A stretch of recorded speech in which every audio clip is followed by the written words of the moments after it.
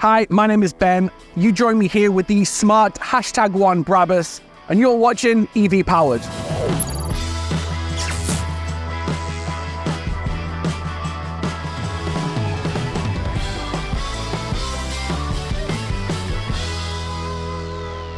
So the purpose of today's video is trying to find out who this car is actually for. The Smart #1 offers great performance and really good range, but this Larry Brabus version, who is this car actually for? Well, let's start off by taking a look around the exterior of this vehicle. So this is a bespoke EV, and I love looking at these types of vehicles because generally what a bespoke EV would do is give you maximum interior space, but also, hopefully, a front trunk. So let's take a look under the bonnet.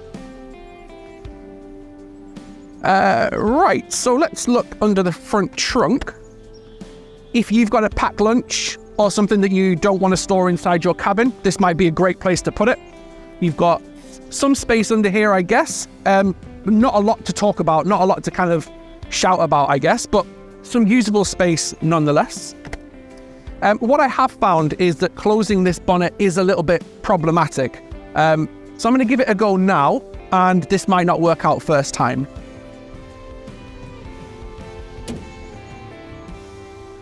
Yeah, you might be able to get a close-up of this. We've got this shuts absolutely fine, and then this doesn't at all, really. Yeah.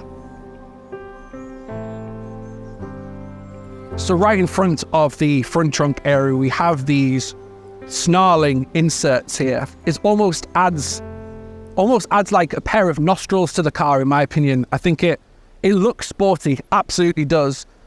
But they don't go anywhere and they don't do anything. So I think from an aesthetic perspective, it looks really good, but no actual real purpose here with these two kind of inserts, I guess. The great thing about the Smart #1 Brabus is it continues that theme that the Smart #1 gives you in terms of this really awesome light bar that moves right the way across the front of the vehicle. You can, having looked into the infotainment system, decide on the kind of gesture that you want these lights to give you when you lock and unlock the car, which I think is really smart. No pun intended, by the way. It really gives you that kind of personality. It gives you some character, which we're going to find out later on in the video. So moving on down to the lower element of the front bumper, you've got these, I think these really sporty looking inlets here, if you like. They do go somewhere, they are real, but they do work, and I quite like them. If we look even further down then towards these kind of, this red stripe here, we've got sort of red touches in here, some red accents. We've got this little Brabus sign just here, script just down there, reminding you that you're driving something of a performance capability, should I say. So yeah, you're going to notice these red elements all around the vehicle. I quite like the fact that they're subtle.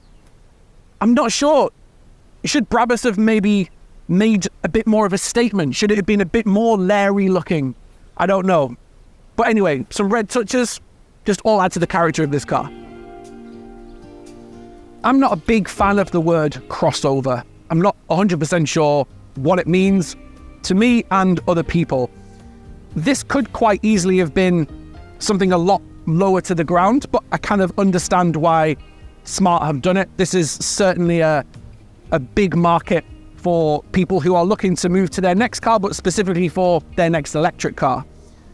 I like the shape of this car, I really do. I think the fact that it holds its line extremely well, and when I'm actually sat inside the cabin, the amount of headroom that I've got, granted, okay, I'm not the tallest person in the world, but yeah, I think for getting in and out of the car, really easy. So I really like this roofline, and it does start to slope down a little bit towards the back to give it more of a coupe kind of appearance, perhaps. Maybe that's stretching the truth.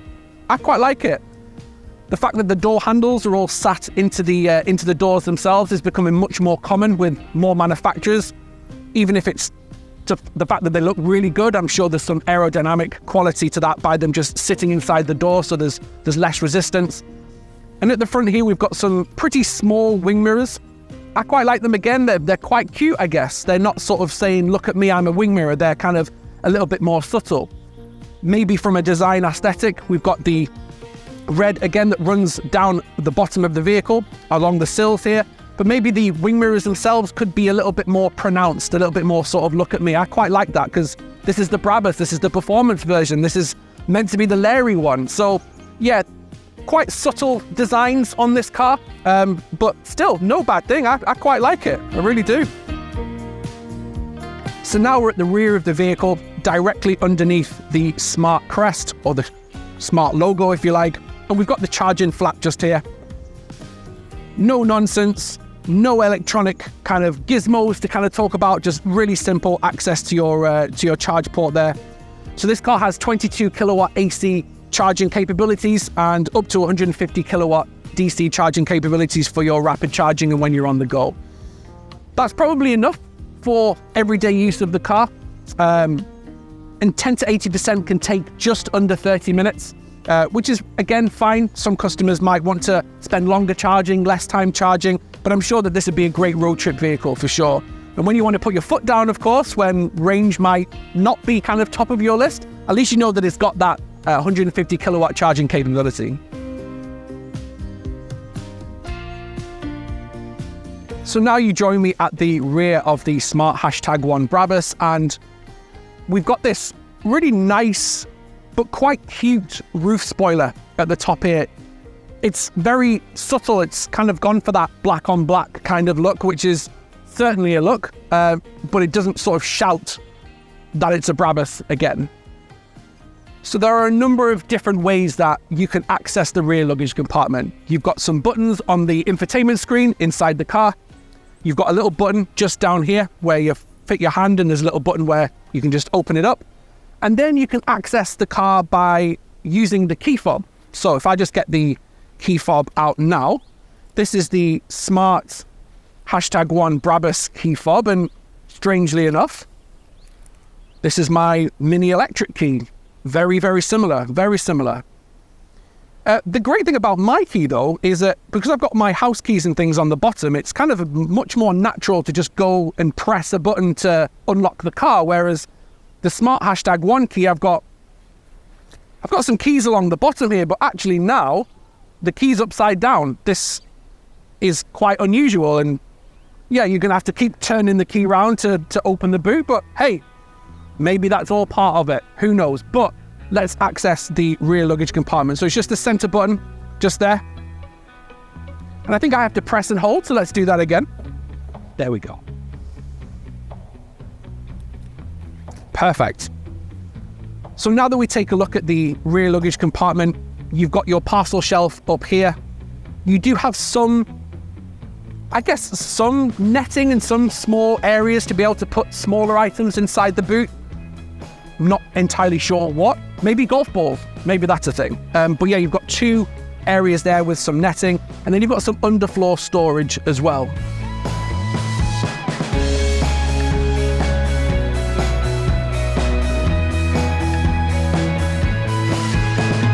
You join me inside the cabin of the Smart #1 Brabus, and it's fairly minimal in here. I like that though. There is nothing wrong with minimal at all. In fact, if we're just going to look at the doors really quickly, we've got this really nice red stitching. We've got these contrast red seat belts. We've got these Brabus kind of, I guess, big B's for Brabus inside this car. And I quite like the fact that it, as I said, minimal in terms of it's not too shouty in here. I maybe made a complaint earlier that perhaps it wasn't shouty enough. In here, I actually quite like the minimal look. There's not a lot going on with the door.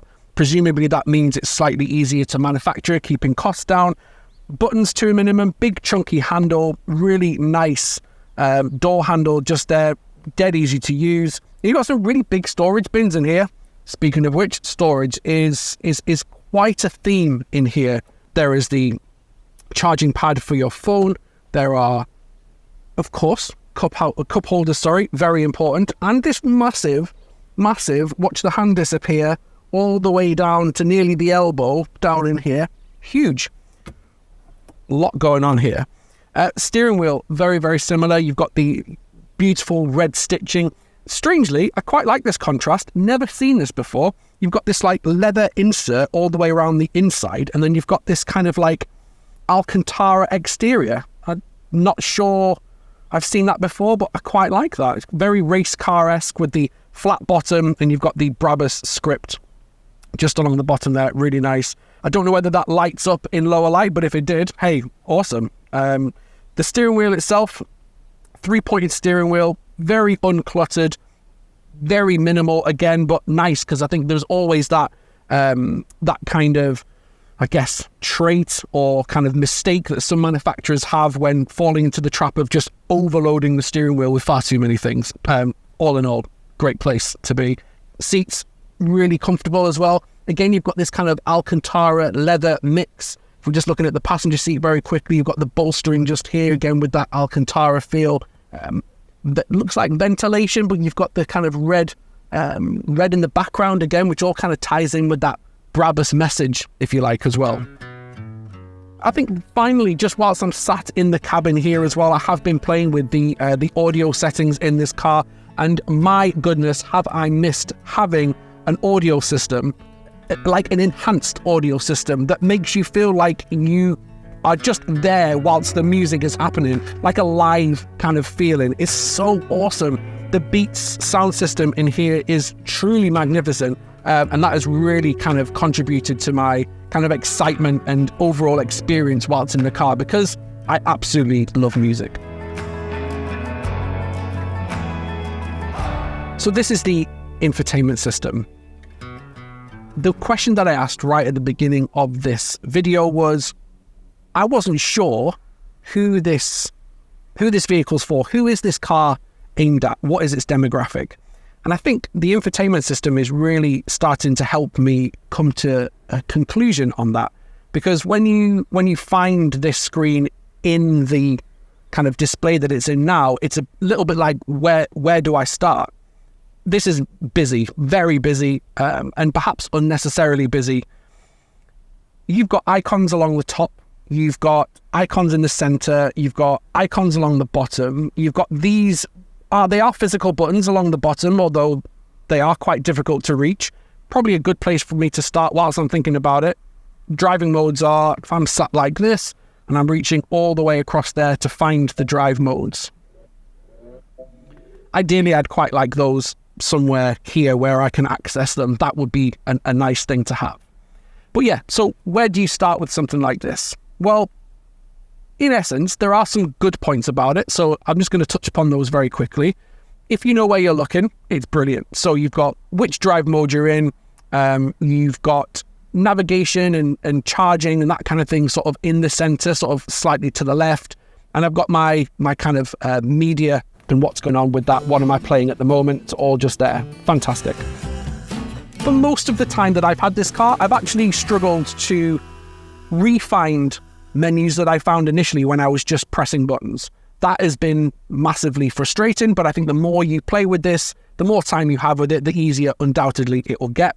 But there are options all over the place. This screen, whilst you're driving, it's not the easiest to navigate whilst you're doing other things, and the main thing obviously being driving. And you've got all of these, as I said, down this left-hand side. If I was to just pick vehicle settings, it's probably better to use this whilst you're kind of stationary, if you like, rather than on the go, unless you're really, really familiar with it, in which case, brilliant. Now, the other thing that I'm just going to show you very quickly is that you can access from the bottom, you can swipe up, and from the top, you can swipe down. So you're swiping up, you're swiping down, there's so much going on, and it can be a little bit overwhelming.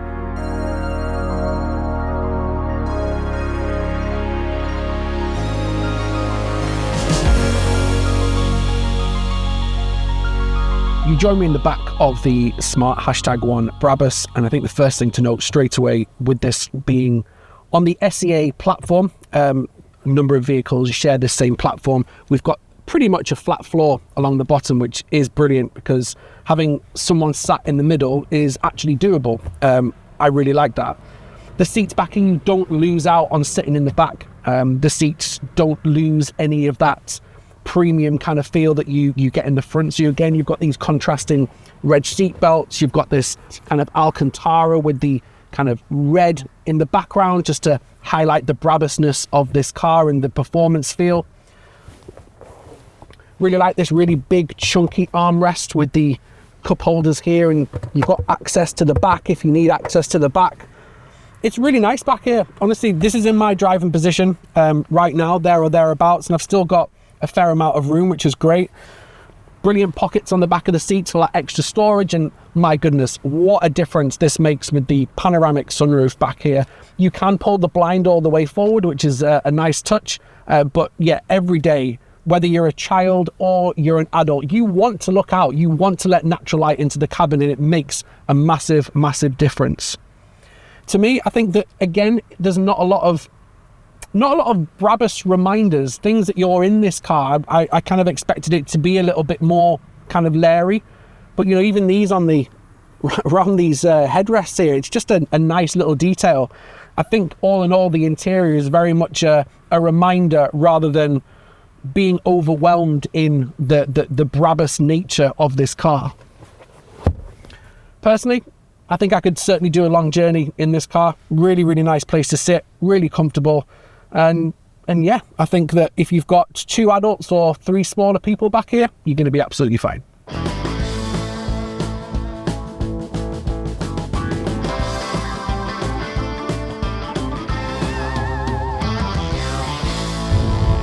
The Smart #1 Brabus has really opened my eyes to what a performance small SUV could look like. The big thing about this car is how it drives. You've got 4 different drive modes to choose from. It is a bit of a stretch, but I am going to drive mode here. So I've got Eco, Comfort, Sport, and Brabus.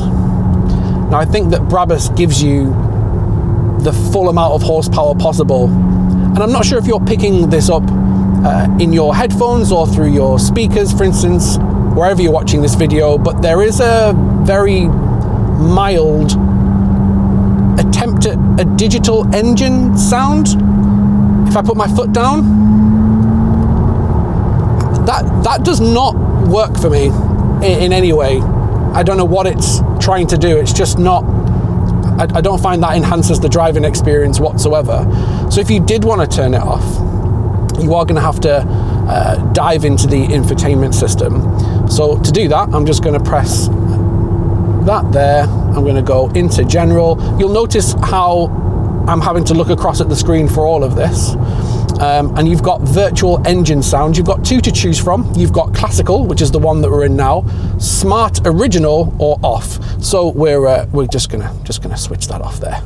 That's probably the best thing to do. So that's now off. So now I'm going to be driving the car in some form of serenity, and that's kind of my favorite to be in. Now, confusingly, within the infotainment screen, you can opt for whether you want energy recuperation switched on. Essentially, you've got it a little bit on and a little bit more on. Very conscious of saying more on here. That's not what this is about. I want to say, so this car doesn't give you that one pedal driving feel straight away. But handily, because I've spent a little bit of time in this car already, I have managed to enable that one pedal feel. And again, it's in the menu screen, so we're just going to swipe up from the bottom. He says, swiping up from the bottom. Is it swiping down? This is the thing when you're driving the car. Where is it that I need to be? I have just remembered. It's down here in the bottom left-hand corner, and I've got something called S-pedal. S-pedal allows me to take my foot off the accelerator pedal, and ever so slightly, it's just going to start to brake for us. It's much more natural to me. My Mini Electric has this, and it's quite aggressive, and this is actually pretty firm, pretty aggressive, which is how I like to drive, especially on A roads and B roads. So that's a really nice thing. If you've got passengers in this car, Smart have provided us with a deodorization option. All I can say is if you have, or yourself, if you're quite gassy and you're thinking, okay, I'm not quite sure how to get rid of this smell, you can do that, and Smart have handily thought of your situation or scenario. that is super helpful. So again, we're going to just dive into the climate at the bottom. So we're just going to swipe up there. It's going to come around this roundabout. We're going to go to air quality, that one just there. And then we've got deodorization. What that does is it turns up the air conditioning and lowers the windows in all four corners of the car. If there's a tell that there's a smell inside the car, and perhaps you've done it, I don't know, but if you've done it, this will allow the smell to disappear and escape. I've never ever seen that in a car before, never. But I'm just going to switch it off because, there we go. And I'm just going to pull the windows back up again so it's nice and quiet inside. But just going back to the thing about how this car drives.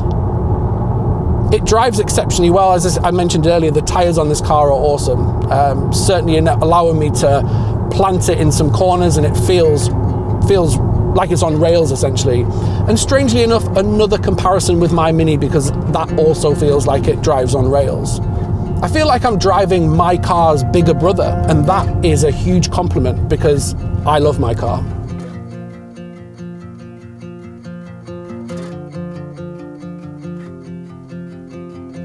I picked the car up today with 100% battery, and to me, it is really efficient. I'm very surprised about that. I've just asked the question, who drives around in eco? Well, I do, but I do that in every car, whether it's a performance EV or not. And I've still got 86% of battery available to me, and I've been driving around now for a good couple of hours in this car. Very surprised, and that's a big thumbs up. This is much more efficient than I thought it was going to be. So, you know, thumbs up to Smart on that one, because I think they've pretty much nailed this driving experience. Yeah, give me some more time in this car.